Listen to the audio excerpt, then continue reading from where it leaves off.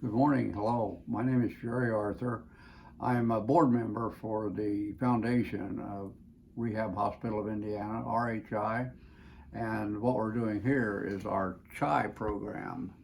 We're talking about our courage, our patient's hope, attitude, and inspiration. And I have with me today a fellow named Max Shores, who has been featured as one of the Patients of the Year in recovery at RHI. Morning, Max. Morning. So, what's the story? What happened to you? Yeah, so basically what happened was it was my first semester of my sophomore year at IU, and I was just studying. We had finals in about a week, so I was just studying with my girlfriend at the library, and I went back to my fraternity house to go to bed because I was just tired, and I was just playing video games, like about to go to bed, and I got this small headache. I was like, all right, I'm just gonna sleep this off. So I went up to my bed, which was lofted, and I started to go to sleep, and this small headache turned into this massive headache, and then I was like, all right, I should eat some ibuprofen or something. So I started to get out of bed, and at the time I didn't know what was going on, but I was having a rupture in something called an AVM, and so the left side of my body was extremely weak, or pretty much not working. So when I was getting out of my lofted bed, I fell, and my roommate was like, "Max, are you okay?" And I was like, "Nah, dude, there's something not right now." And he was like, "All right, can I get you in there?" He's like, "Yeah, can you just give me some chocolate milk and some ibuprofen?" And then I tried to get over the futon, and I just kind of stumbled and fell because obviously my leg was kind of out, or my left leg was kind of out at the time. So I was trying to get over the futon, and eventually my roommate got over to me with the chocolate milk and the ibuprofen, and the last thing I remember is taking the ibuprofen and drinking the chocolate milk, and then I ended up waking up at Methodist Hospital, where I found out they actually my roommate and a couple of my fraternity brothers were trying to figure out what was going on, because it was I think it was a Thursday night, and down at IU typically Thursday through Saturday night, that's when kids go out and party, I guess. So they just thought, my words were slurring together, so they just thought I was just drunk or intoxicated. So they called my girlfriend, because they knew I had been with her that night, and they asked, "Hey, did you and Max go out?" And she was like, "No, we were literally just at the library studying." So they knew something was up. So then they decided to take me to the hospital down at IU, where they took a CAT scan of my brain, and they discovered that I had a brain rupture, or a brain bleed. And then they lifelined me to a Methodist, where I eventually woke up, and I woke up, I remember, on a Sunday, the Sunday of finals week. So I had a final on Monday. I was like, "Hey, what's going on right now?" I have a final tomorrow, and I have a paper due at midnight tonight, a final paper. And I was freaking out. They're like, "Yeah, don't worry about that. You're not going to be going back for a while." And I was like, "What do you mean? I got to get my degree, eventually, get a job." They're like, "Yeah, we think what's going to have to happen is you're going to need to, go do some therapy before you, go back to school full time." So then they explained to me that I had a brain rupture with an AVM that eventually would need to be removed. So eventually I had to get brain surgery. So they sent me to RHI for about 2 weeks to go through some therapy, get some strength, and then eventually go and have that surgery to get the AVM removed. So, before the surgery, you came to RHI for 2 weeks. Mm-hmm. Yeah.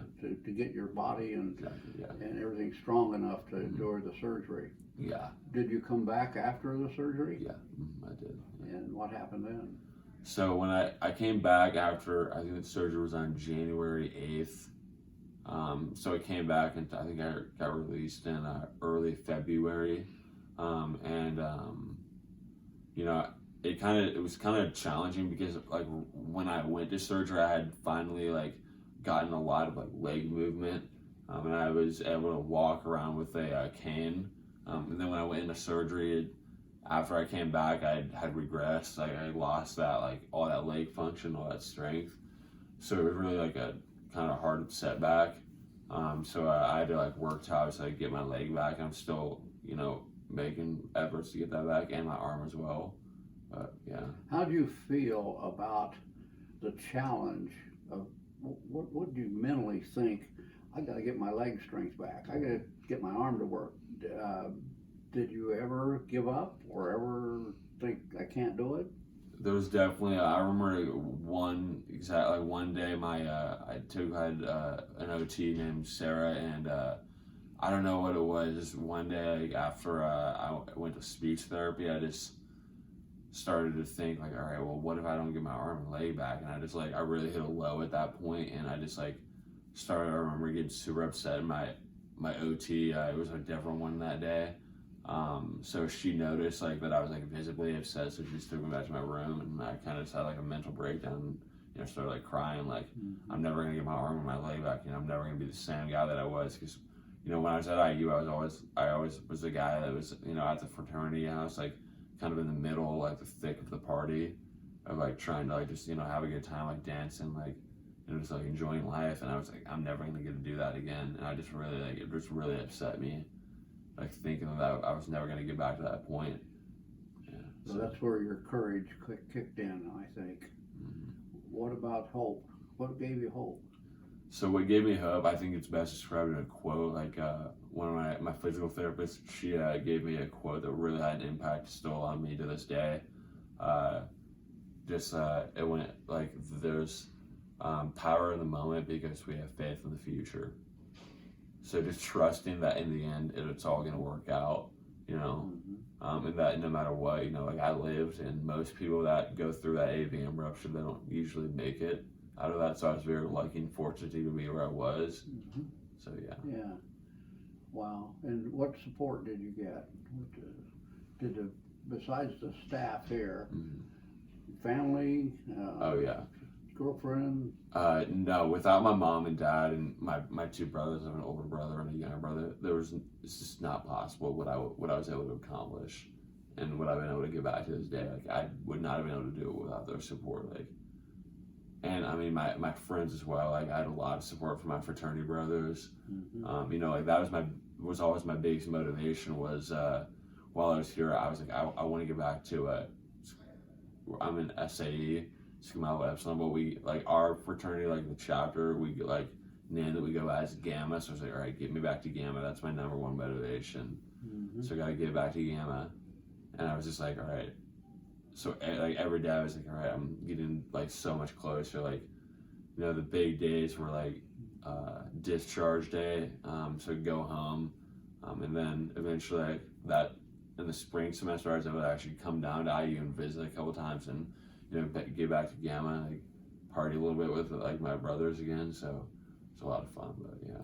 So it can be really valuable to have that support from people that believe in you. Mm-hmm. But you are a miracle. It's a wonderful thing. Thank you. Yeah. To see you walking and doing what you're doing.